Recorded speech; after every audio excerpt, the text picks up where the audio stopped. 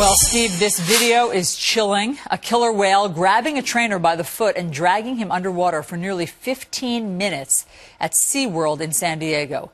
Incredibly, the trainer escaped with just a broken foot. This video was released as part of a lawsuit against SeaWorld over the death of another trainer, Dawn Brancho. Now there is a brand new book exposing exactly why this happens. Joining us now is the author of that book, Death at SeaWorld, David Kirby, and Carol Ray, a former SeaWorld orca trainer. Thanks to both of you for being here. Thanks, Alice. Thank you. Carol, I want to start with you. You trained killer whales like this. When you look at that video that we just watched, and maybe we can watch it together, how do you explain what's happening in this video? From what I understand, there was some turmoil regarding a situation with the calf in the back pools. So there are events that are happening in behind the scenes of that video that you can't see. Meaning that's a mother killer whale that wants to get back to her calf.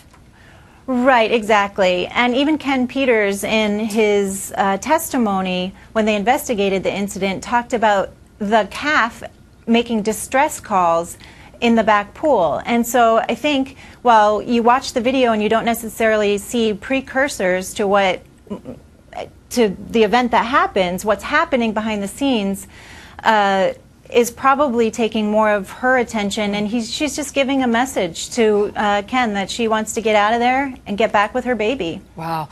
David, you have spent years researching what's gone on at SeaWorld. You say that 15% of all of the orcas ever held in SeaWorld's collection have been involved in serious acts of aggression against their trainers. Why is that happening?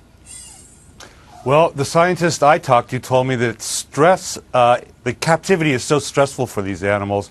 You have to realize that they stay together in their family groups for life. They swim up to 100 miles a day. They are extremely intelligent.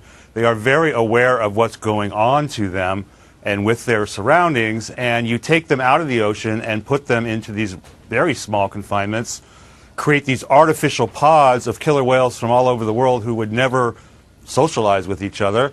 And stress is produced. They sometimes fight with each other and even injure each other. And we now know that killer whales have killed 4 people in captivity, whereas no one has been seriously attacked by a killer whale in all of recorded history. Wow. In the ocean. Carol, you worked with killer whales as a trainer for more than 3 years. Did you ever feel in danger? I had situations where animals broke from control, and that happens very, very frequently. I never felt like I was in danger when I was working in the water with the whales, and I feel very lucky that that was the case. I think there is no doubt that if I were still there, any of these incidents that we're hearing about now could have happened to me or somebody that I know. It's when you say they broke from control, what did that look like and feel like? It really depended on the situation, but most often they would simply leave you and go do whatever it was that was more important to them at that time. And in those instances, and you can see them just looking at YouTube videos, you can see many of them. It happens quite frequently where they just decide they've got other things going on that are more important to them. They leave and they might be swimming and chasing each other, just completely not interested in working with you. David, and they make that choice. Sorry, Carol. David, from your investigation into all of this, does it seem like there's anything that's going to change at places like SeaWorld as a result of these attacks? Well, the government has stepped in, and OSHA issued a fine and a violation against SeaWorld. SeaWorld has removed its trainers from the water. They now stand on the edge of the stage.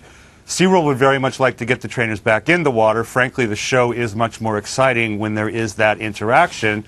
But the federal government believes that it's simply unsafe because even if a whale goes off behavior less than 1% of the time, it's those times where the danger is most present. Yeah. These are large predators, and like Carol said, when they decide they're going to do what they're going to do, they do it. They have their own opinions about things, and it's very hard to bring them back under control sometimes. Of course. I mean, fortunately, Ken Peters, as we see, did a remarkable job and bringing this whale back down.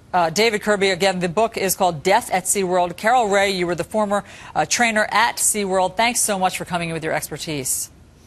Thank you very much for having me. Well, it's